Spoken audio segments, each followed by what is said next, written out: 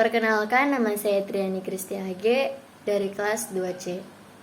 Inisiasi menyusui dini atau IMD merupakan langkah awal dalam keberhasilan dari pemberian ASI eksklusif.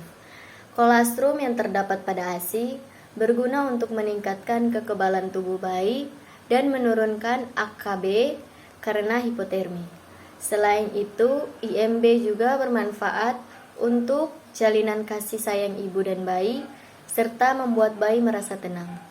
Metode yang digunakan dalam pengabdian masyarakat ini adalah dengan menggunakan jurnal, melakukan penyuluhan, dan membagikan leaflet untuk meningkatkan pengetahuan ibu tentang IMD.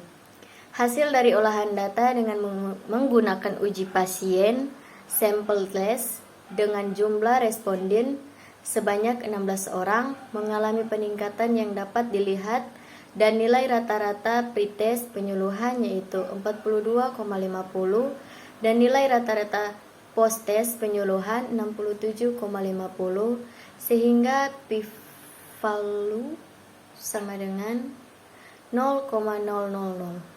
Kematian neonatal akibat tetanus neonatorum dapat terjadi pada bayi penyakit ini menginfeksi bayi baru lahir yang disebabkan oleh hasil Clostridium tetanus, salah satu perawatan BBL yang bertujuan untuk mencegah dan mengidentifikasi pendarahan atau infeksi secara dini adalah dengan melakukan perawatan tali pusat lebih cepat. Tujuan kegiatan ini adalah dengan memberikan penyuluhan secara daring dan metode penyuluhan secara online. Setelah dilakukan penyuluhan, didapatkan peningkatan pengetahuan ibu-ibu tentang perawatan tali pusat dari 52,94% menjadi 83,33% dan manfaat tali pusat terbuka dari 54,90% menjadi 87,25%. Berdasarkan penelitian IDAI, ibu yang pernah menyusui anak di Indonesia sudah sangat tinggi, yaitu 90%. Namun yang memberikan secara eksklusif selama 6 bulan masih rendah sebesar 20%. Pemberian ASI direkomendasikan sampai 2 tahun lebih. Alasan ASI tetap diberikan setelah bayi berusia 6 bulan karena 65% kebutuhan energi seorang bayi pada umur 6 sampai 0 bulan masih terpenuhi dari ASI. Pada umur 9 sampai 12 bulan sekitar 50% kebutuhannya dari ASI, dan umur 1 sampai 9 tahun hanya sekitar 20% dari ASI.